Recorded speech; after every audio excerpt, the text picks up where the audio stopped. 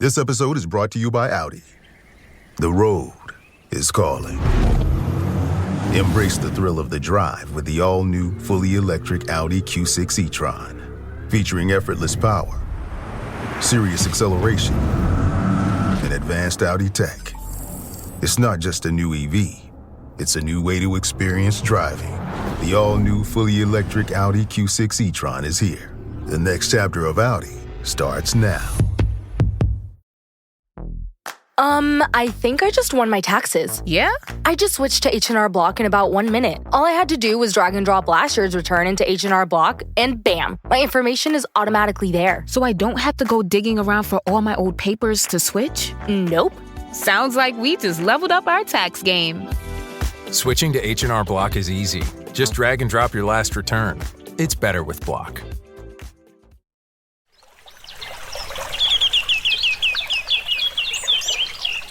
Welcome to Nature Back, Francisco. Thank you, Tamo, for having me. Tell us in a few words, what are you doing?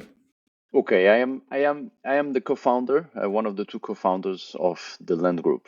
The Land Group is a fully integrated real asset manager and farmland operator focused on regenerative agriculture. We currently operate about 40,000 hectares of farmland, 50% of that in Uruguay and the other 50% in Paraguay. And we are currently expanding our activities to Argentina, Brazil, and Portugal. What we do, we really, our mission consists in contributing to the transition towards a more sustainable agriculture and food system by implementing regenerative practices at scale. And where does that come from? What we see is that the agricultural sector is currently undergoing a similar transformation to the one that we've seen starting a few decades ago in conventional energy, with the increasing interest in renewable energy. Nowadays, renewable energy is a proper asset class. At least it's considered a proper asset class by institutional investors. It has been deployed at scale. It has made our global energy matrix more sustainable. Not fully sustainable yet because there's still a lot of ground to cover, but it's certainly contributed to that. And we believe that the regenerative agriculture sector is now going through that process. So we've created the Land Group to focus on certain regenerative practices that we believe and that we've, according to our experience, we have confirmed are truly scalable while being financially or economically viable, which is obviously very important if you want to mobilize private capital into the sector. Absolutely. Regenerative farming in South America mostly, I mean, coming to Portugal, which is kind of an extension of South America, right? Or Yes, the small Brazil, or how do they call it over there? yes. Well, there's obviously strong cultural affinities, so that helps our focus. But more than the cultural affinities, the reason why we are currently expanding to Portugal is because we found in Portugal very similar natural grassland conditions and to the ones where we've developed our model in Uruguay. So we feel that it's a good point to start in Europe. So basically, by nature, you're a farmer, right? I'm not. And my business partner is not. I forgot to mention that I co-founded the Land Group with Joaquin Nabeya. He's a Uruguayan.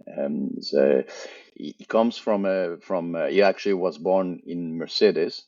Mercedes is a small town on the border with Argentina, in one of the main agricultural hubs in Uruguay, and his family has been involved in agriculture. His grandfather was one of the first honey exporters in the country, if not the first. His mother owns a farm. So Joaquin has been exposed to agriculture all his life, but he studied accounting. He has a CFA, so he's really a financial guy. As for me, I studied business management. I did an MBA. I worked in capital markets, in management consulting, in buy-side investments, in renewable energy. But I never imagined when I started my career, or even 10 years ago, that I would be working with agriculture today.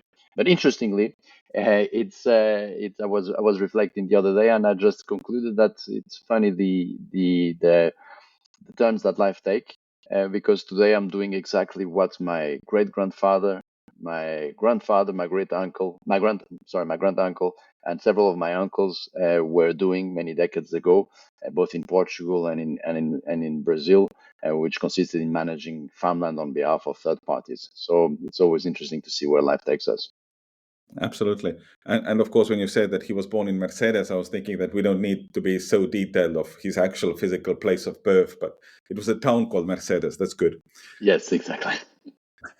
The regenerative farming at scale. Talk us a little bit more about the process. What makes it special compared to the rest of agriculture? Sure. Well, first of all, the current agricultural model that the world follows is a model that was developed after the Second World War. And it's a industrial, highly intensive, extractive system, and that is really focused on optimizing yields and not long-term value of the land. So it's not so much so focused on preserving the quality of the land. And that has been a necessity to be able to feed a population, which is now 8 billion people and growing to reach 10 billion people by 2050. But unfortunately, it is short-sighted, because the more you extract from the land, the more difficult it will become later in future generations to feed the world. So we cannot continue on that unsustainable path. And one of the solutions, if not the main solution, is to transition towards a regenerative agriculture system. As the name implies, it is a system of food production and other products that focuses on preserving and in most cases improving the soil quality, the soil structure, improving the soil resilience and water retention, improving biodiversity, and even sequestering carbon. So it's a more sustainable way to produce food. But unfortunately, not all regenerative practices are either financially viable or scalable.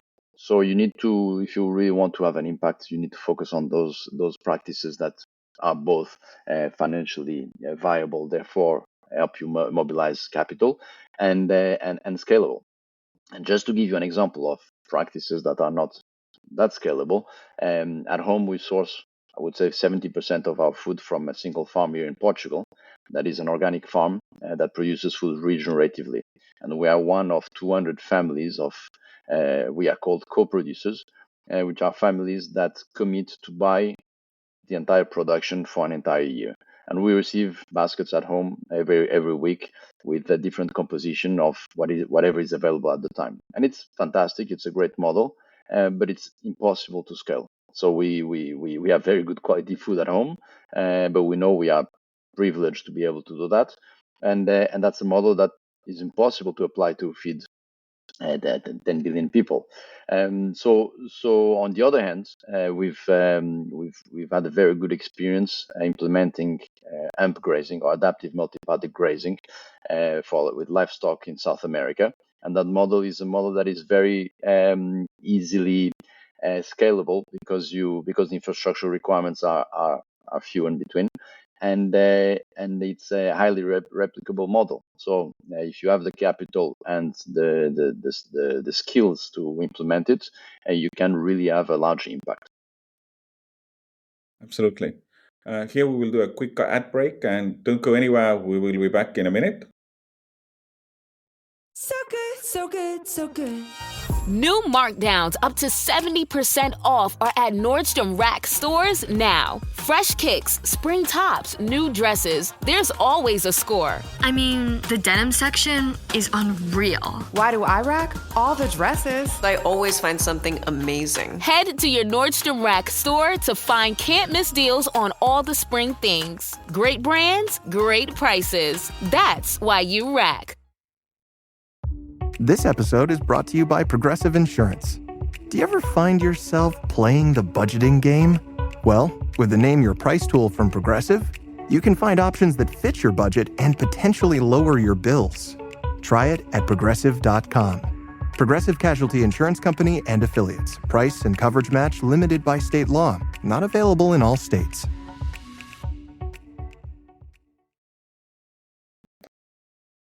Welcome back, Francisco. We talked a little bit about the kind of details of the regenerative farming, a little bit about your geographical footprint. Tell us in a few words, how did you actually get started? I mean, you said that you would have not expect 10 years ago that you would be actually going into the, back to the roots, so to say, to the farming and using the, maybe sometimes historic practices which will preserve the land value in the long term. What was the spark? Well, we back in 2015, end of 2015, early 2016, Joaquin and I created what has become the Land Group, initially to help European investors turn around distressed real assets in three sectors: real estate, renewable energy, and agriculture. And at the time, we saw, for a variety of reasons, that there were investors from Europe, primarily family offices, but also institutions and asset managers, who ended up with legacy assets that ended up distressed. And those assets typically had been acquired at the top of the last commodities bubble. And as usually happens when you are investing at the top of a market, you end up overpaying. You might partner with the wrong local people, and you typically don't put the control mechanisms needed to make sure your investment goes well. And so we saw there an opportunity to help those investors. And as we started developing that activity, very quickly we ended up working on several mandates to turn around agricultural assets. And as we got deeper into the turnaround work, after addressing the low-hanging fruits, when we started looking at new ways to add value, we started really implementing common sense measures, like introducing livestock on the land, introducing rotations with crops, and we started doing regenerative agriculture before we actually knew that expression. And this was back in 2019. Regenerative agriculture is something that has been developing over the past 10 years, but has really become a buzzword in the past couple of years. And before that, it wasn't such a well-known concept. Over time, as we saw the impact that we're having on the land quality, on the soils, on the organic matter content, on the structure, on the resilience, we started going deeper down the rabbit hole, looking at in more detail into the type of practices we could apply to improve even more our operations. We started working with a consultant from Argentina, very well respected consultant specialized in regenerative practices, and we started really sophisticating our model and making it more efficient to the point where we reached our current model that is sort of adapted to the type of lands or farms that we manage, but that we are able to now replicate almost everywhere. Distress and kind of focus on distressed assets. That sounds really interesting. You kind of said how you focused on lands from there, but what about the rest? You're still managing some old kind of overpaid buildings, or would you pass those assets on? No, nowadays we are fully focused on agriculture, which is the reason why our company is now called the Land Group. Absolutely. The scalability issue. I mean, you a lot of different practices, a lot of different plots of lands. Do you actually have to kind of have a plan for every single plot separately, or can you actually manage it somehow under one big umbrella? Well, I think that's a characteristic of farmland. Is that even though since the industrial style agriculture that is predominant today, it's always been hard to scale agriculture. Even though you can have the biggest equipment and try to flatten the land and so on, the reality is that the soil conditions, the climate conditions, the working conditions are different from one farm to the other. So that's where our model works very well, because It is highly replicable, but because it is modular, you can adapt it to any type of land. So the principles are always the same, but then you need to have staff in each single farm that is experienced enough and skilled enough to understand how to adapt the system to make the most of the conditions. How would you say is the position of regenerative farming in overall in South America today? I remember reading about the practices of cutting down rainforests and making huge plantations for livestock or things like that. But is that the challenge you guys are facing, or what's the overall situation on the continent? Sure. I think I just came back from a trip to Brazil, and I was quite surprised by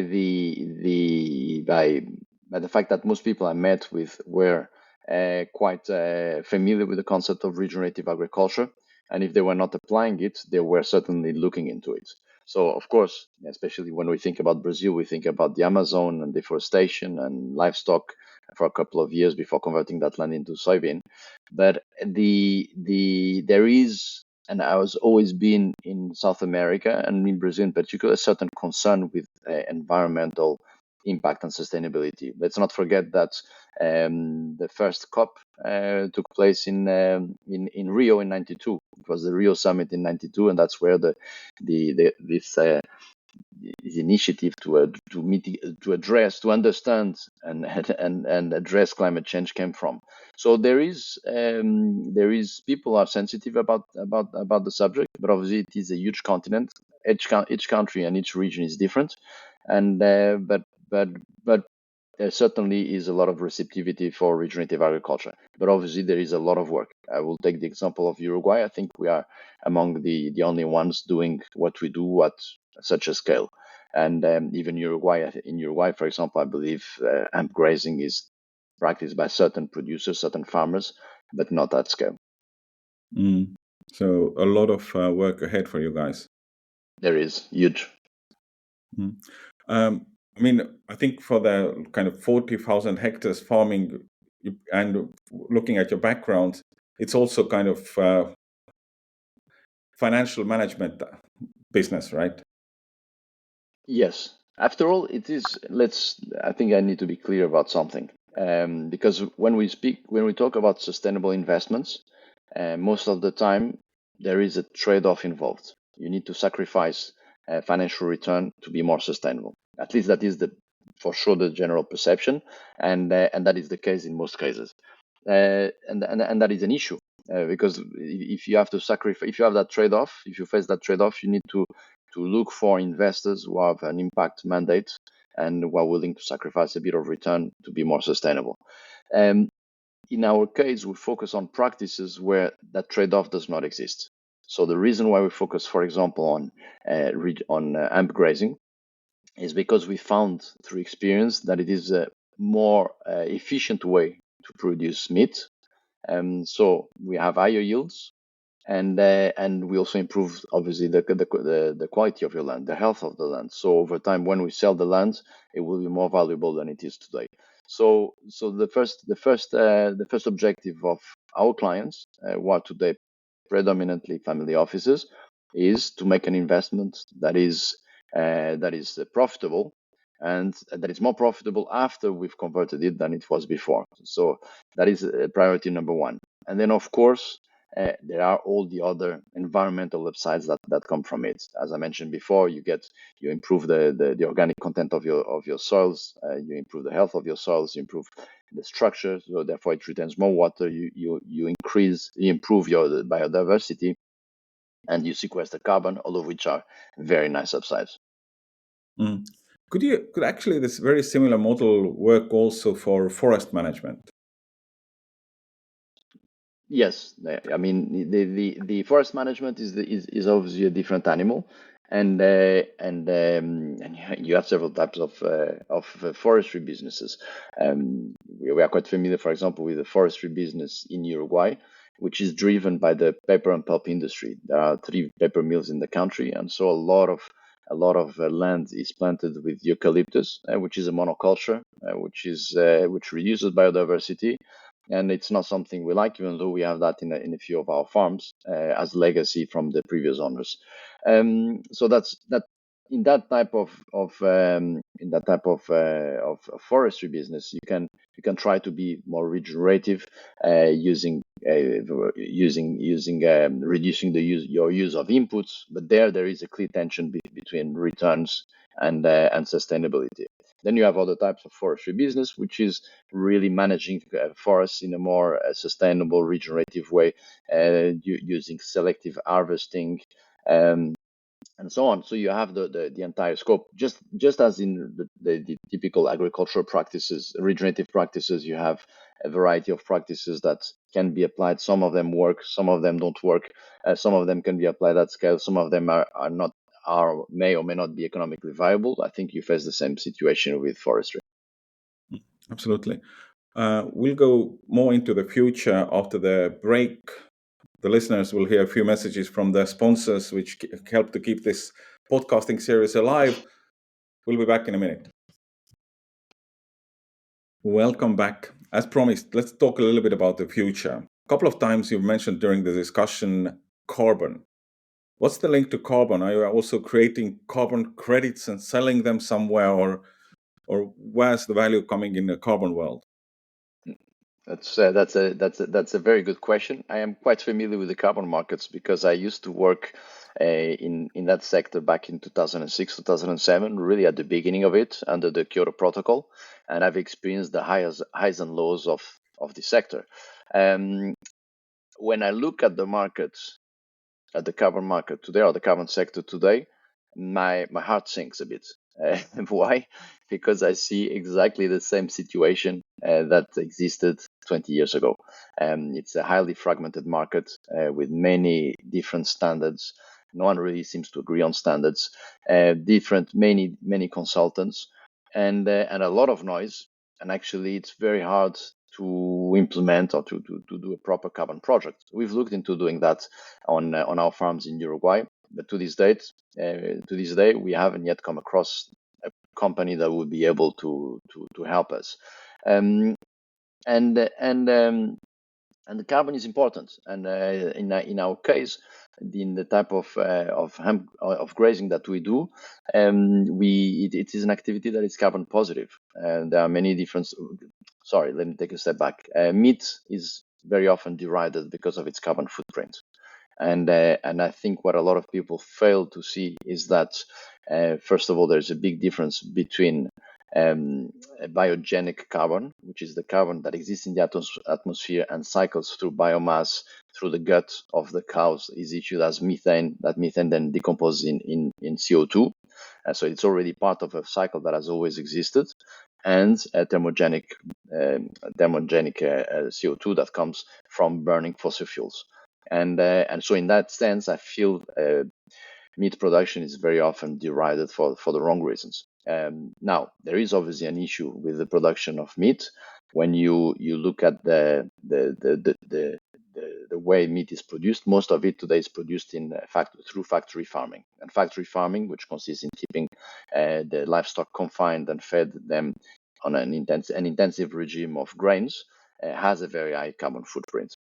So the first thing I would say is there's an expression that I don't want to repeat, but I'm going to repeat it. But I don't want to repeat it because it's overused, which is it's not the cow, it's the how. So the problem is not really the livestock; it is the way you use livestock to produce meat. And the way we produce meat is through it is a very simple grass-fed model, natural, ethical grass-fed model that employs these adaptive multi-paddock grazing techniques that contribute to building up carbon in the soils.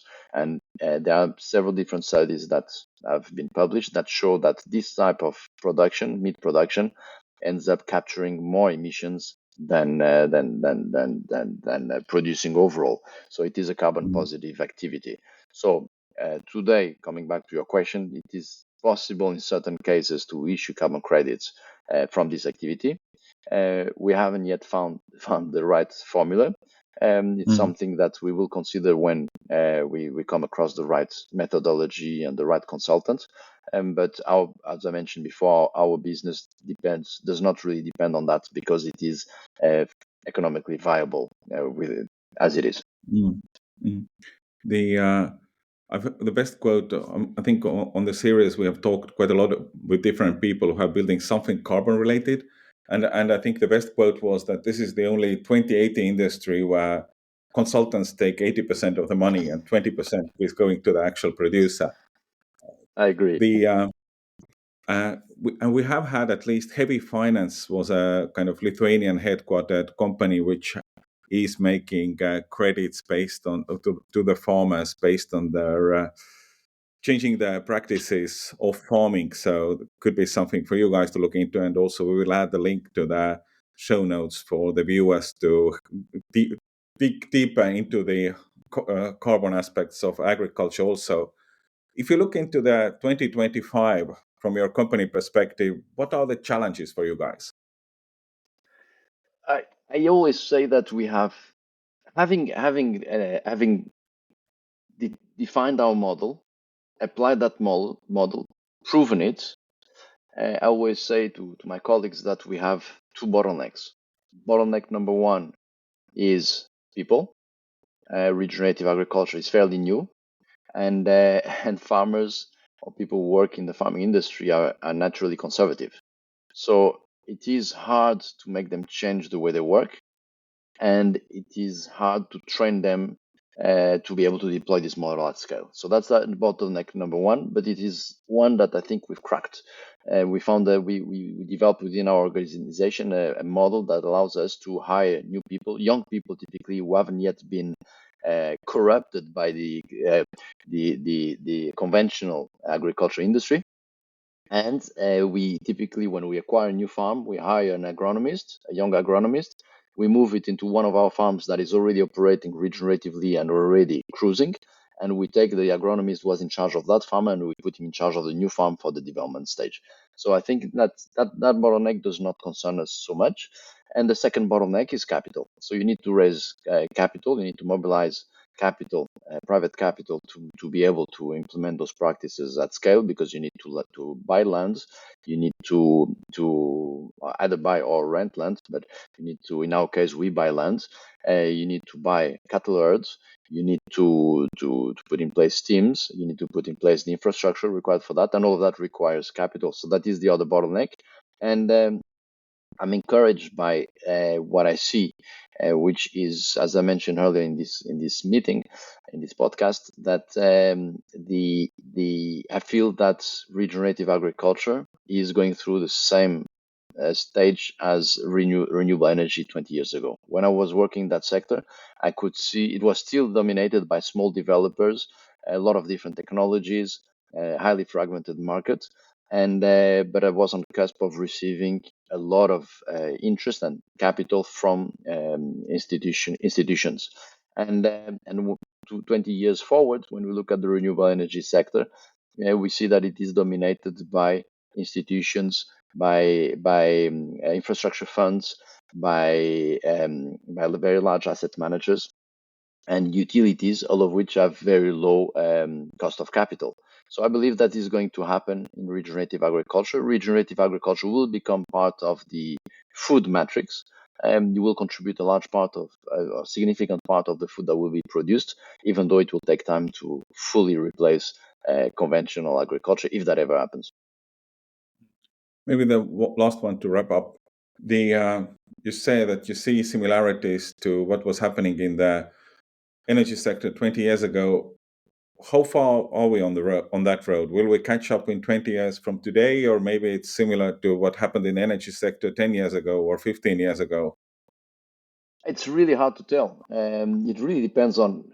It all boils down to availability of capital, and the capital is mobile. It can flee, it can go, it moves from one sector to the other, and it all depends on the conditions. So we are currently going through a lot of geopolitical upheaval.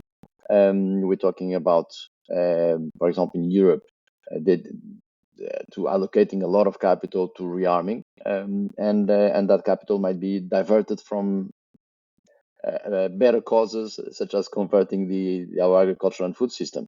At the same time, the sector seems to be maturing, seems to start to be understood by people, and it's attracting a lot of interest. So it's hard to tell at which point we are. What I feel from the meetings that we have with potential investors and even with our clients is that we're having very different conversations from those that we had 5 years ago when we started doing regenerative agriculture. At the time, no one really knew about it. No one was that interested.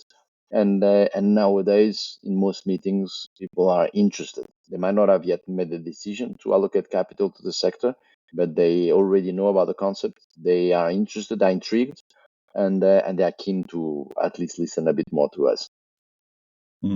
That's a good message to wrap up. Thanks so much, Francisco, for joining us today. It's my pleasure, Tamo. So it's really a pleasure to participate in this podcast. Thank you very much for having me. If you like the show, subscribe and leave a good rating on the podcast platform of your choice. It would mean a world to us. Hi, I'm Sherilyn Fenn from Twin Peaks. What did you do on your last Saturday night? Did you hear something? Toilet paper. There's nada. The reserves have gone dry. People are hoarding it. I should have done that. They're all out of hand sanitizer at my Target. Mark, when did you last watch the news? We are getting reports of forced quarantines in China, Japan, and now Italy. You're cutting onions in half and putting them around your apartment. Yes, exactly. It kills the COVID. Excuse me? Let's go, get in. Vamos, rápido. Have you ever driven one of these? Never. I'll drive, ladies. I've got the keys. Excuse me, I'm lost. I'm looking for my wife. I got turned around. Join me, Eric Roberts, Jennifer Elise Cox, and Ed Asner for The Last Saturday Night, an Electricast podcast. You'll love it. Electricast.